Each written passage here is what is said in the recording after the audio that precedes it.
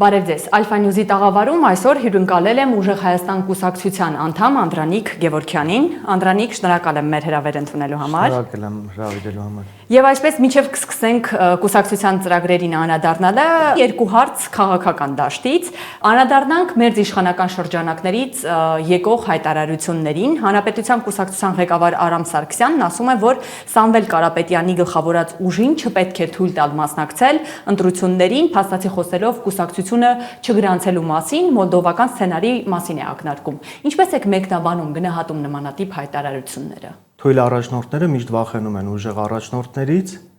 եւ այդ սցենարների կիրառումը նույնպես դրա մասին է խոսում, որ փորձելու են ամեն բան անեն։ Այսօր տեսնում ենք, որ քաղաքական դաշտում գերսևեռվածություն կա մեր քաղաքական ուժի վրա եւ փորձելու են ամեն բան անեն, որպեսզի կարողանան ապահովել իրենց վերընտրվելու process-ը։ Իսկ այսօր քաղաքական ընդդիմադիր դաշտում մենք առաջինն ենք, որ կարող ենք ունենք այն պոտենցիալը, որ պիտի ղեկավարենք երկիր եւ մեր առաջնորդը Սամվել Կարապետյանը իր ունեցած հմուտ փորձով եւ գիտելիքներով այն առաջնորդն է, որը կարող է Հայաստանը դարձնել ուժեղ եւ իշխանական շրջանակները եւ մերձ իշխանական շրջանակները իրենց հայտարարություններով ցույց են տալիս հենց իրենց վախերը, որ փորձելու են ամեն բան անեն, որպեսզի process-ը կարողանան իրենց կոնտրոլի տակ պահել, բայց մենք պատրաստ ենք, մենք ուժեղ ենք, ինչպես մեր առաջնորդն է ուժեղ այս ժամանակահատվածում եւ ցույց է տվել դա իր փորձով, մենք էլ պատրաստ ենք ու գնալու ենք բացարձակ հաղթանակի։ Անդրանիկ, երբ փետրվարի 12-ին Ուժեղ Հայաստան կուսակցության շնորհանդեսին հայտարարվեց, որ Սամվել Կարապետյանն է լինելու վարչապետի թեկնածուն, չնայած նրան, որ սահմանադրությամբ արգելված է դա, իհարկե նաև սահմանադրագետները նշեցին, թե ինչպես պետք է այդ իրավական խնդիրը կարգավորվի ընտրություններից հետո, ԿՊԱ-ական падգամավորները եւ առհասարակ իշխանության ներկայացուցիչները հայտարարություններ էին անում, որ անթույլատրելի է մի մարդու քմահաճույքի պատճառով փոխել սահմանադրություն։ Ինչպես կմեկնաբանեք այս հայտարարությունը։ Անթույլատրելի է իշխանության այսպիսի մանիպուլյացիոն հայտարարություններ կատարելը, որովհետև մենք ոչ մի փոփոխություն չենք կատարում։ Սա ընդհանրապես սահմանադրության մեջ մեզ տրված գործիք է։ Սահմանադրությունը կարող է փոխվել հանրաքվեով եւ ազգային ժողովով։ 148-րդ հոդվածի փոփոխությունը, տեխնիկական փոփոխությունը կատարվում է ազգային ժողովով։ Այսինքն մենք ինչ որ փոփոխություններ չենք կատարում, ուղղակի օգտագործում ենք սահմանադրության կողմից տրված մեր գործիքը, որպեսզի մեր ժողովուրդն ունենա ուժեղ առաջնորդ, ունենա ուժեղ վարչապետ, իդեմ Սամվել Կարապետյանի։ Մենք միշտ բաց ենք եղել մեր ժողովրդի հետ եւ մեր այս ամբողջ ընթացքում մեր քայլերը ներկայացնելիս, մեր ծրագրերը ներկայացնելիս եւ այս ընթացքն էլ մենք բաց ներկայացրել ենք սահմանադրագետների կողմից, մասնագետների կողմից, թե ինչպես է դա տեղի ունենալու, ժողովրդի կողմից բացարձակ հաղթանակ տանելով մտնելու ենք ազգային ժողով, բոլոր գործիքները սահմանադրության կողմից եւ օրինական ճանապարհով օգտագործելու ենք, տեխնիկական փոփոխությունը կատարելու ենք եւ Հայաստան ունենալու է ուժեղ վարչապետ։ Այսինքն անթույլատրելի եմ համարում այս ձևակերպումները, թե մեկ անձի համար կատարվում են փոփոխություններ, սահմանադրություն են փոփոխում, չկա այդպիսի բան։ Մենք ուղղակի տեխնիկական փոփոխություն ենք կատարում եւ մենք միշտ բաց ենք եղել մեր ժողովրդի հետ եւ մենք ներկայացրել ենք մեր ժողովրդին, թե այդ տեխնիկական փոփոխության ճանապարհային քարտեզը ինչպիսին է լինելու։ Հիմա Ուժեղ Հայաստանի ծրագրերի մասին։ Իհարկե ավելի վաղ ներկայացվեց 5 տնտեսական ծրագիր, ինչ ժամկետներում եք խոստանում իրականացնել այդ ծրագրերը, ինչ հնարավորություններ կան այդ ծրագրերը իրականացնելու համար, ինչ սպասեն քաղաքացիները ձեր ուժից։ Քաղաքացիները մեր ուժից շատ մեծ ակնկալիքներ ունեն, դա վառ ապացույցն է մեր մարզային այցելությունները ու հանդիպումները մեր քաղաքացիների հետ։ Ներկայիս իշխանությունները փորձել են ամեն կերպ մեր ժողովրդին կենցաղային խնդիրների մեջ թաղել, որպեսզի նրանք չկարողանան դուրս գալ, չկարողանան մտածել ազգային ինքնության, չկարողանան մտածել այլ արժեքների մասին, որոնք որ այսօր կարևոր են մեր երկրի համար։ Եվ մենք առաջարկել ենք մեր տնտեսական 5 քայլերը, որոնք որ երաշխավորված են Սամվել Կարապետյանի կողմից, եւ այս տնտեսական 5 քայլերի իրականացումը կատարվելու են հմուտ կառավարման, հմուտ փորձի, ունեցած ազդեցության շնորհիվ եւ մեր ժողովուրդը կարողանալու ունենալ աշխատատեղ, կարողանալու է օգտվել էժան դեղորայքից, կարողանալու է բնակարաններ ունենալ, էժան բնակարաններ ունենալ, այսինքն սրանք շահկապակցված 5 քայլերը շահկապակցված մի տնտեսական ծրագիր է, որ արդյոք բարելավելու է մեր ժողովրդի կյանքը եւ բարելավելու է մեր ժողովրդի կենսապայմանները, որովհետեւ մեր մարզային այցելությունների ժամանակ մեր ժողովուրդը ներկայացնում են տարբեր խնդիրներ, ապրելու հետ կապված խնդիրներ, աշխատանք չունենալու հետ կապված, գների թանկ լինելու հետ կապված խնդիրներ, տուն ունենալու հետ կապված խնդիրներ։ Մենք ամեն բան պիտի անենք, որ մեր ժողովուրդը այստեղ կարողանա տուն ունենալ, կարողանա երեխաներ ունենան, կարողանան ընտանիք կազմել, տան խնդիր չունենան,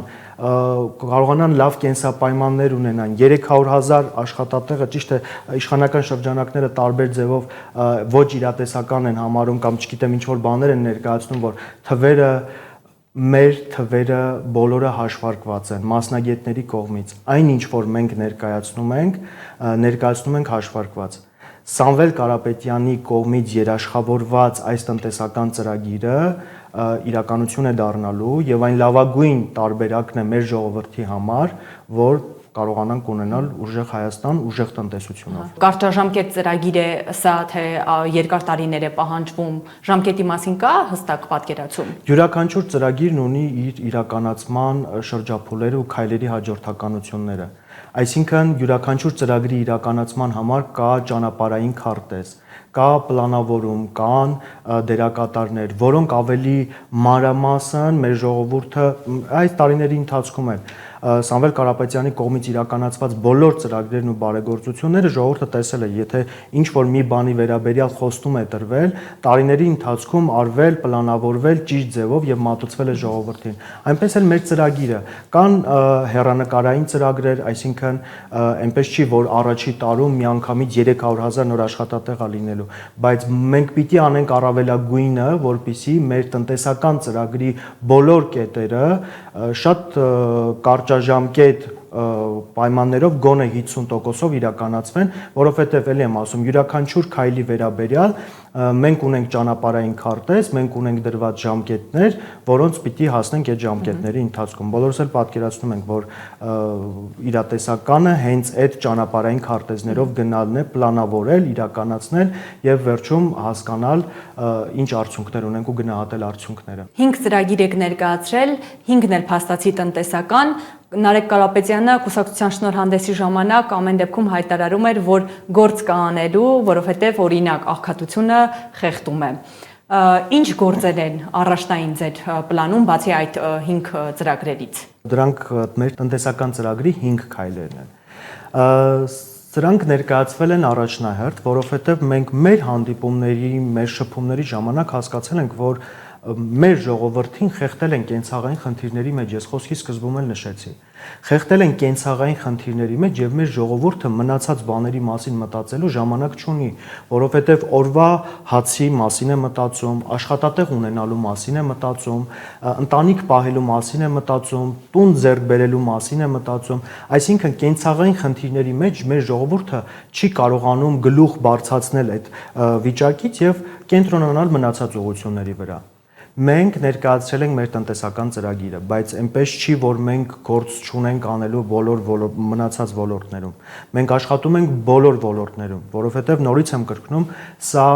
բոլոր ոլորտները իրար փոխկապակցված մի մեծ շղթա է։ Եթե դու ունես ուժեղ տնտեսություն, եթե դու կարողանում ես քո ուժեղ տնտեսությամբ ներդրումներ բերել երկիր, եթե դու կարողանում ես ներդրումներ բերել երկիր, կարողանում ես ապահովել նոր աշխատատեղեր, կարողանում ես բարելավել մարդկանց սոցիալ-տնտեսական վիճակը, այսինքն սա մի մեծ շղթա է, որ դու կարողանում ես ոլորտները միասին կապելով ապահովել ցանկալի արդյունք։ Ու նույնպես մնացած ոլորտներում կրթության, եթե անդրադառնանք կրթությանը, երբ որ դու նոր աշխատատեղեր ես ստեղծում, դու պիտի ունենաս նաև նոր աշխատակիցների կարիք, նոր աշխատակիցներին պետք է կրթություն, նոր որակավորումներ, կրթության որակ պիտի բարձրացնես, ոլորտը պիտի առաջ տանես, նոր կադրեր պիտի ունենաս, որպեսզի աշխատատեղերին կարողանաս ապահովել կադրերով։ Սրանք բոլորը միասին փոխկապակցված մի մեծ շղթայի քայլային հաջորդականություններ են։ Ես իզուր չի որ ասեցի 5 տնտեսական քայլ, բայց այդ 5 տնտեսական քայլերը իրենց մեջ ներկայացնում են այնպիսի մեծ բացվածք, ու ընդհանրապես ուժեղ տնտեսություն, ուժեղ անվտանգություն, ուժեղ Հայաստան իրենից ենթադրում է ոլորտային ամբողջական մի շղթա, որը առանձին վերցրած շատ կարևոր է ու այդ շղթայի մեջ ունի իր ուրույն դերակատարությունը, առանց որի չենք ունենա այն համակարգված կառավարումը։ Կուսակցության շնորհանդեսի ժամանակ Նարեկ Կարապետյանն ասում էր, որ Հայաստանն ունենալու է երաշխավորված եւ ուժեղ խաղաղություն։ Ովքեր են լինելու այդ երաշխավորները, որ երկրների մասին է խոսքը, ինչպես եք պատկերացնում ուժեղ խաղաղության հաստատումը։ Ուժեղ խաղաղությունը, երաշխավորված խաղաղությունը այս պահին շատ կարևոր է մեր հայրենիքի համար, Հայաստանի համար, որովհետև երբ որ բանակցողը թույլ է, բանակցողի կողմից առաջարկվող խաղաղություն կլինի, օրակարգ կլինի, տարբերակ կլինի, դա նույնպես թույլ է։ Իսկ ուժեղ առաջնորդը բերում է երաշխավորված օրակարգ, երաշխավորված խաղաղություն։ Սրա մասին է խոսքը։ Այսինքն այս ժամանակահատվածում մենք տեսել ենք, որ տեղի ունեցել բանակցություններ տարբեր երկրների հետ, տարբեր շրջանակների հետ, բայց մեր ժողովրդի համար այդ բանակցությունները ու այն փաստաթուղթը իշխանության կոնտեքստում, խաղաղության կոնտեքստում երաշխավորված չէ։ Մեզ պետք են երաշխավորված խաղաղություն, երաշխավորված հարաբերություններ, երաշխավորված գործընկերային հարաբերություններ, իսկ դա կարող է իրականացնել ուժեղ բանակցողը։ Կարող է իրականացնել ուժեղ առաջնորդը, որը մտածում է իր ազգային շահի մասին եւ ոչ թե այլ երկրների շահեր սպասարկելու մասին։ Տեսեք, օրինակ հիմա թրիփի մասին են խոսում, փաստացի ամերիկյան ներգրավվածություն է այստեղ ավելանում։ Այսպես ասեմ, մեր առաջնորդի կողմից երբևիցե չի եղել մի վեկտորին առաջ տանելու համար խփել մյուսին, մյուսին առաջ տանելու համար խփել մյուսին եւ հակառակ, այսինքն Ռուսաստանին բարձրացնելու համար խփել արևմուտքին, արևմուտքին բարձրացնելու համար խփել Ռուսաստանին։ Միշտ եղել է բալանսավորված եւ չի եղել միակենտրոն հայտարարություններ։ Այսինքն Հայաստանը պիտի ունենա բազմավեկտոր հարաբերությունների շղթա։ Հենց դրա մասին էի նաև ուզում հարցնել։ Դուք պատկերացնում եք, որ արտաքին քաղաքականությունը փաստացի պետք է լինի բազմավեկտոր։ Իդեպ ինչի հիմա Նիկոլ Փաշինյանը հայտարարում է, թե հենց այդ ուղղությամբ էլ գնում է, դիվերսիֆիկացնում է արտաքին քաղաքականությունը։ Հենց այդ կերպ եք պատկերացնում, թե առհասարակ համարում եք, որ Փաշինյանի վարած քաղաքականությունը ամենևին էլ բազմավեկտոր դարձնելու մասին չէ, այլ մի ուղղվածությունից դեպի մյուս ուղղվածություն գնալն է։ Մեր այս ամբողջ ճանապարհի ընթացքում մենք դրա մասին շատ ենք հիշատակել, որ Հայաստանը մեր կողմից առաջարկվող տարբերակը դա բազմավեկտոր արտաքին քաղաքականությունն է։ Այլ բան է, որ իշխանավորները մեր հայտարարություններից հետո փորձում են հայտարարությունները կրկնել նույնությամբ։ Բայց դա դնենք մի կողմ։ Մենք որդեգրել ենք այն քաղաքականությունը, որ ներկայացնում ենք առաջարկներ եւ մեր առաջարկները տանում ենք մինչեւ վերջ հիմնավորված տարբերակով։ Այսինքն չենք անում արտահայտություններ, որոնք զուտ անելու համար, որովհետեւ մեր ժողովուրդը հոգնել է այդ տեսակ շատերն են արտահայտվել, շատերն են խոսել, բայց ոչ մեկ գործնականում մեր ժողովրդի համար քայլեր չի իրականացրել։ Ինչ վերաբերվում է բազմավեկտոր արտաքին քաղաքականության մասին, այո, մենք նշել ենք, որ բազմավեկտոր պիտի լինի, պիտի լինեն երաշխավորված դաշնակիցներ, պետք է լինի երաշխավորված խաղաղություն, պետք է լինի երաշխավորված հարաբերություններ։ Իսկ դրանք իրականացնելու համար այլ բան է, որ ուժը արտահայտություն է անում, դրա վերաբերյալ հայտարարություն է անում, այլ բան է, որ ուժը ունի այն պոտենցիալը, որ իրականացնի դա։ Մենք բազմիցս ենք լսել ներկայիս իշխանության ներկայացուցիչների կողմից տարբեր հայտարարություններ, բայց պիտի ունենան քաղաքական կամք դա իրականացնելու։ Պետք է ունենան այն պոտենցիալը դա իրականացնելու։ Թույլ լինելով չենք կարող բազմավեկտոր քաղաքականություն վարել։ Մենք տեսնում ենք, իրենք հայտարարություններ են անում, բայց գործնականում տարբեր բևեռների հետ տարբեր հարաբերություններ են փչանում կամ ինչ-որ այլ հայտարարություններ են հնչում, որոնք չեն համապատասխանում իրենց արված հայտարարությունների հետ։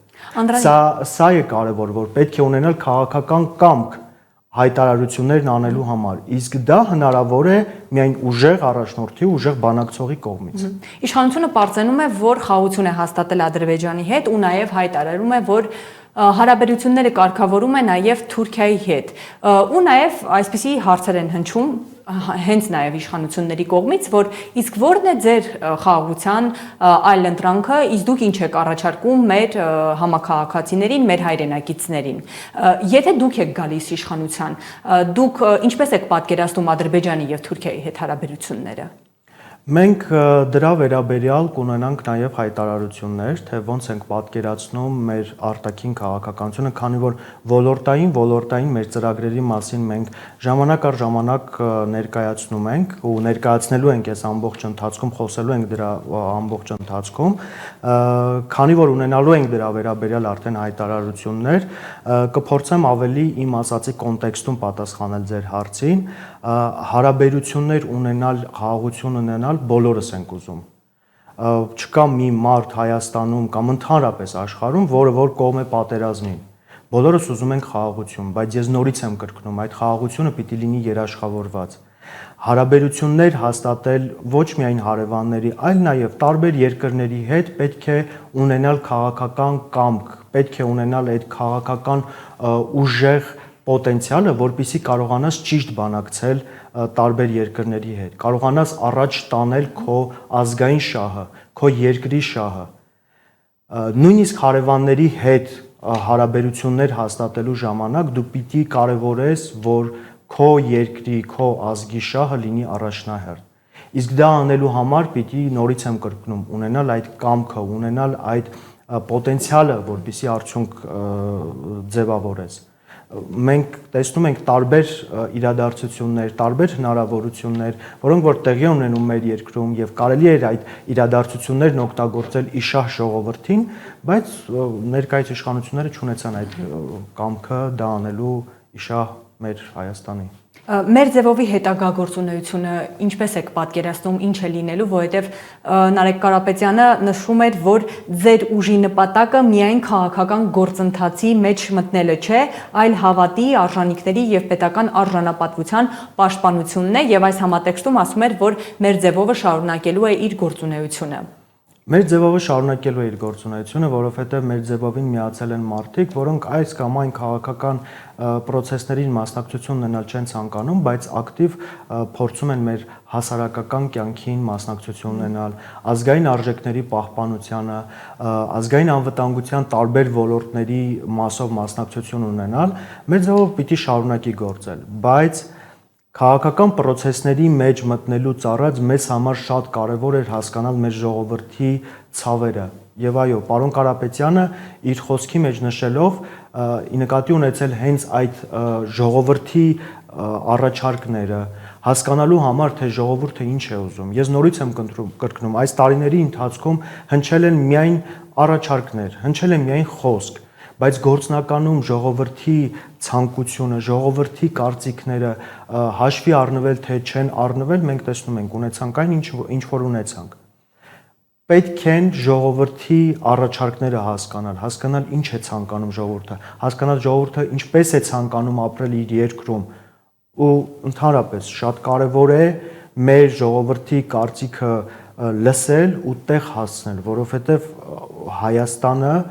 պատկանում է հայերին ու պիտի հայերը ապրեն հենց այս հողի վրա, արարեն, շենացնեն, ունենան լավ կյանք։ Եվ վերջում մի այսպիսի հարց, նախընտրական շրջան է, բոլորը հայտարարում են, որ կամ միայնակ են մասնակցում ընտրություններին, կամ դաշինքների տեսքով, ձևաչափի մասով դուք հստակ որոշում ունեք, միայնակ եք գնում, թե քաղաքական այս կամ այն ուժերի հետ որևէ տեսակի բանակցություն կամ քննարկումներ լինում են, թե ոչ։ Տեսեք, այսպես ասեմ, մեր գաղափարական առաջնորդն էլ իր ուղերձում նշել է, մենք բազմիցս մեր կուսակցության անդամներն էլ արդեն նշում են բազմիցս, որ մենք գնում ենք բացարձակ հաղթանակի։ Մենք գնում ենք բացարձակ հաղթանակի եւ դրանից արդեն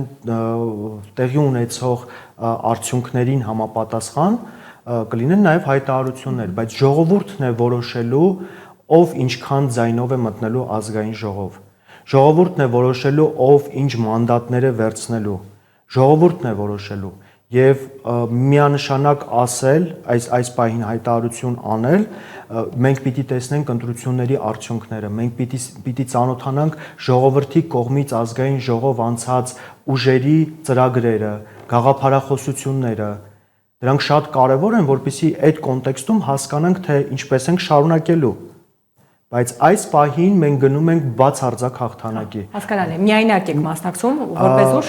այսպես ասեմ, այո, այսպես ասեմ, ցանկացած քաղաքական ուժեր, երբ որ մասնակցում են ընտրական process-ներին,